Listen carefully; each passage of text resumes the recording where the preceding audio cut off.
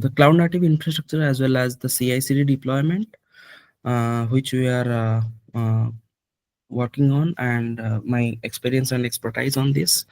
In the introduction topics which are covered in this discussion, like cloud native infrastructure as well as the CI/CD deployment, how cloud native infrastructure we are creating for the large scale project, as well as how the CI/CD deployment process is happening in that projects, and the environment which we are covering, like the dev environment as well as the production environment. And for the overview, like AWS based microservices architecture, automated provisioning, and a deployment process of the applications. So these are the things which we will cover in this topic. And going forward, the infrastructure overview, like the key cloud component which we are provisioning for our infrastructures and the applications needs, like ECS, like Elastic Container Service, which will run the microservices. We have different microservices architecture projects where we our applications is uh, uh, like decoupled with the monolithic architecture. Like we have every functionality having their own microservices, like the login is a different microservice, like the chatting functionality is a different microservice. The In our project also, like we are working on a query service where a user coming to our application and create a query for the expert. This is a different microservice. So we are dividing such functionality with a different microservice, and with the same microservice we are deploying those microservice inside a container. So if you know about the Docker containers, we are creating the Docker container and deploying those Docker container inside a Elastic Container Service. So in this our architecture, we need a Elastic Container Service as well as Elastic Container Registry, ECR. So storing the Docker image, like versioning the Docker image, we need some kind of repository where we are storing our Docker images and versioning those Docker images into the different new versions. So in the Elastic Container registry also we need for that infrastructure, as well as the API gateway, where our application is deployed, and it will communicating inside that VPC. So in that case, we need to expose the applications, like the APIs towards the front end application. So in that case, we are deploying those applications and exposing those applications towards a API gateway. So it's act as a exposing the REST API, and it acts like a reverse proxy to communicate to our internal applications APIs.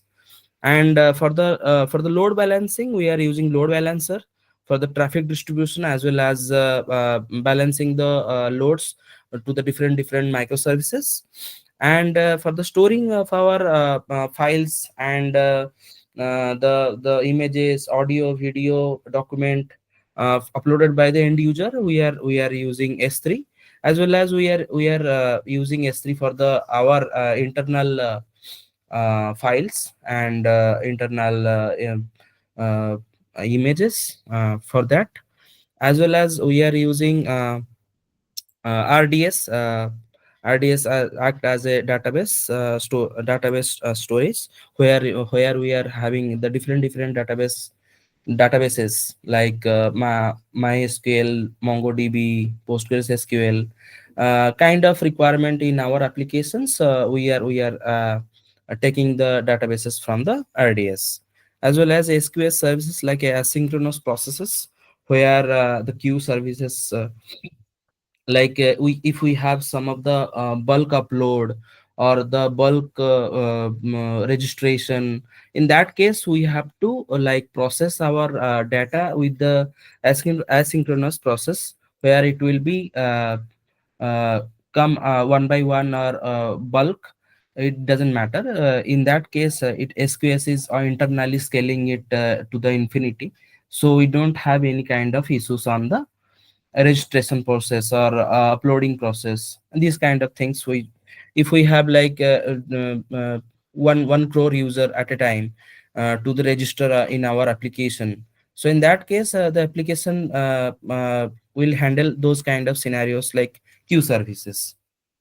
uh, Going to the next slide, network topology, where we are using the VPC for isolating the infrastructure inside a cloud native application, like with the multiple subnets, where multiple subnets is used for different application as well as different databases. And the public and the private subnets, like the public subnet acts as a front end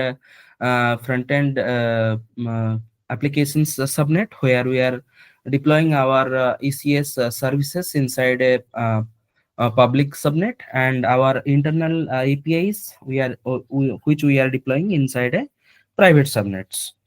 And going to the IGW, like internet gateway for the public access, like we need to serve our application to a end user. So in that case we need to give that we need to expose our application to a towards the internet. So in that case we are using internet gateway for the public access. And for the applications needs, like only inbound traffic to the applications. In that case we are using NAT gateway for the outbound traffic, and it will only communicate to the internet. No one from the internet can able to communicate to our internal APIs. So in that case we are using NAT gateway. And going for the security groups and network ACL, we are restricting the access of our applications and network connectivity for the security groups and network ACL.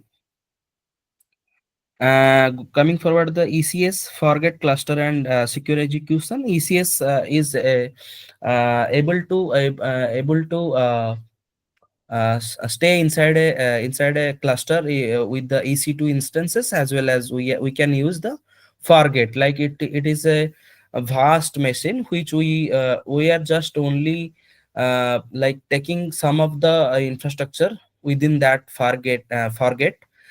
We can define our applications needs, like our applications needs, like how much CPU and how much memory we need for that application, and it will provision those things into our application, and we can stick those applications inside a forget. Going to the next slide, the provisioning flow, how we are provisioning our infrastructure. Like we are using infrastructure as a code with the Terraform and CloudFormation template.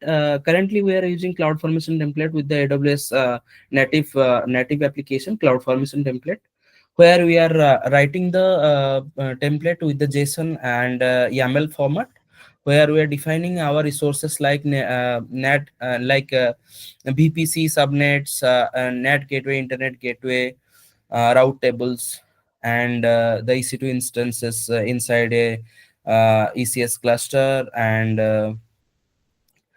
the task definition, as well as the target group, and the load balancers. These are the things which we are writing inside a writing the cloud formation template. And for the disaster recovery, we are using those cloud formation template to recover our infrastructure within a disaster, when any kind of disaster happening in our applications.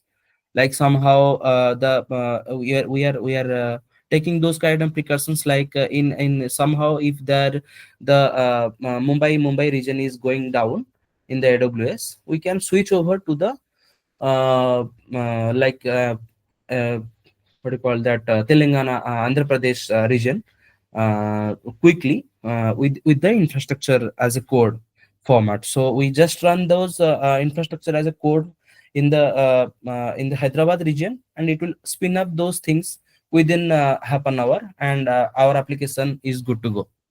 So these are the infrastructure as a code where we are writing with the cloud formation template, and uh, uh, putting it for the disaster recovery. And coming to the CI/CD automation deployment, we are defining the infrastructure as a code and applying the changes with the infrastructure as a code. And resource is created and updated within the same, and it will also versioning with the version control system. And going to the next slide, the CI/CD deployment process, where we are currently using Jenkins, because Jenkins is open source software, where easily we can do the CI/CD processes, like continuous integration and continuous delivery. Excuse me. And coming to the triggers, like how these things will happen, like how the push the code, and how we are triggering the pipelines. We are creating the pipelines inside the Jenkins, where we are building the code and deploy those code into our servers. So in that case, a trigger will happen with the poll SCM, where we have in the configuration inside the Jenkins pipeline, where we are defining the timing, how much time interval we can give to that Jenkins pipeline. It will automatically check the code source code repository, and it will, if there are any changes happening in that source code repository, it will automatically pull those code and build those code into Docker images, pushing those code into the ECR registry, and deploy those changes with the new task definition inside a Elastic Container Service. And in the build stage, as I told you, it will create a Docker image and push that Docker images into the ECR. And deployment stages, as I told you, that update the task definition. It will create the new task definition for the ECS, like Elastic Container Service. And the task definition will be deployed, update that ECS service with the updated task definition. And after that, we are always checking the health of that application with the health checker in a target group. In the target group, in the EC2 service, we have a service like target group, and that target group will be mapped to that ECS service. And that ECS service will always checking in the time interval, like 5 to 30 second. It will We are setting those interval, and it will automatically checks within that interval if the service is running or not, or the service is responding or not. If that not happening, it will automatically send us the alerts that the thing is not going well, and you can check the logs and everything. Coming to the next slide, uh, the deployment and the update process. As I told you, we are having two kinds of as of now, we are having two kinds of deployment strategy in the ECS service. So in that case, we have rolling update strategy as well as the blue green deployment strategy. In the rolling update strategy, what we are doing, we are using that rolling update strategy in the dev and stage environment.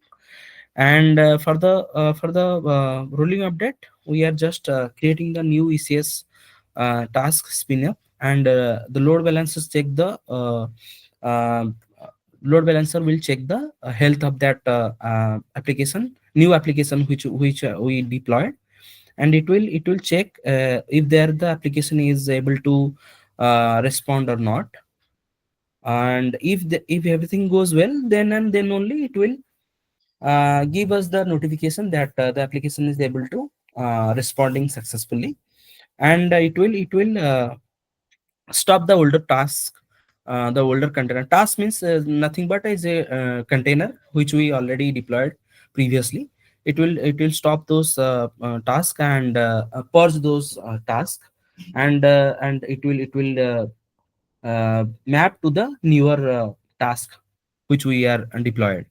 And going to the blue green deployment strategy, where we are having two different version of our application, the blue version of our application as well as the green version of our application. Let's say blue is our older and the new is the green. And as I told you that we are deploying both the application in the same time. Like older application is already there, and newer application is spinning up currently. We are checking the newer application is able to respond, everything is okay, then and then only we are switching over the traffic to the older to newer, like blue to green. If everything goes well, then and then only we are pushing it to the green, like the newer deployment. If everything not well and the application is not able to respond, then we are only putting it in the older version of our application. In this case, blue green deployment we are using this in production applications, because we have the concurrent user on that application. We don't able to like uh, unresponsive on the uh, mm, production application. That's why we are using blue green deployment strategy over there. And going to the next topic, like error handling and monitoring.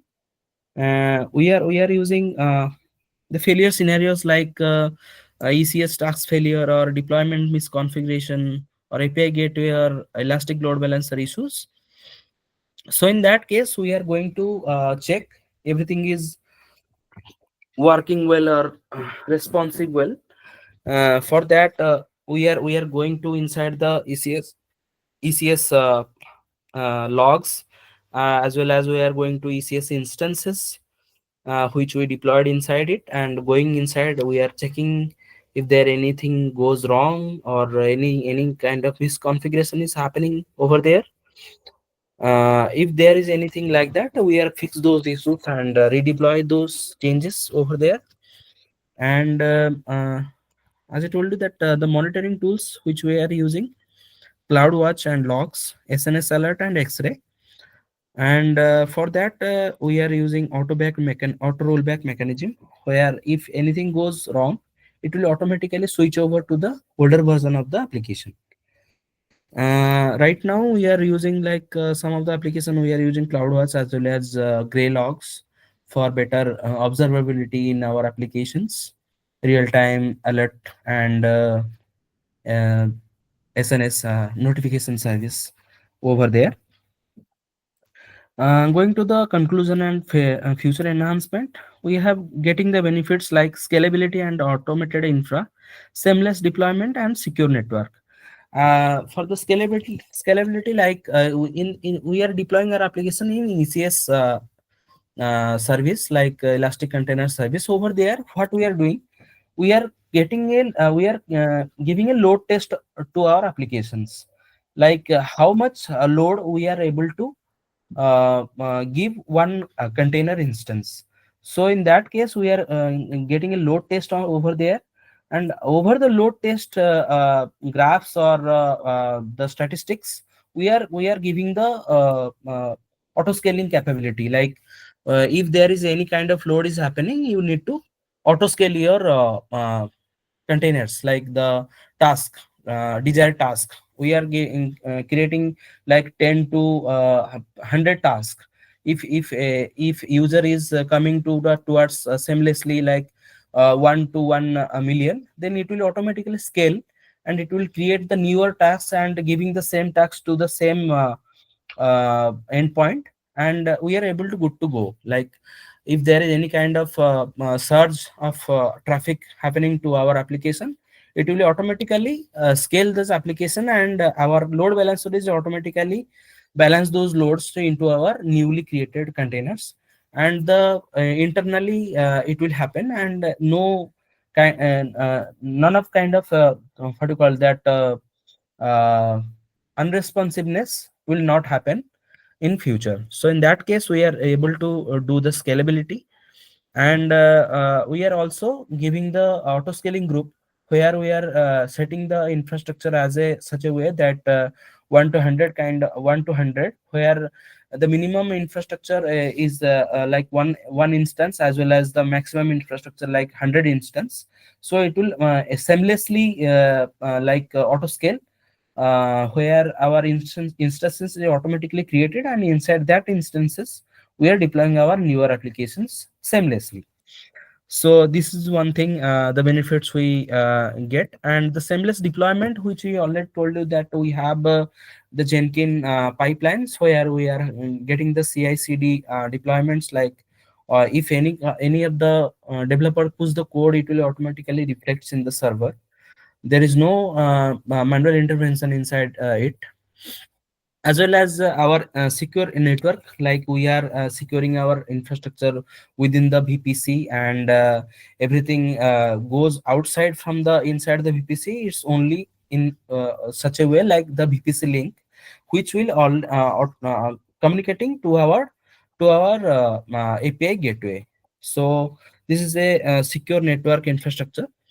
And for the next steps, optimizing our database queries and implementing AWS Lambda, enhance CI/CD automation. This is the endless process which we are working on, and day by day we are progressing such a way that our cost is less, or our attacks from the outside world will be less. So these are the enhancement which we are working on.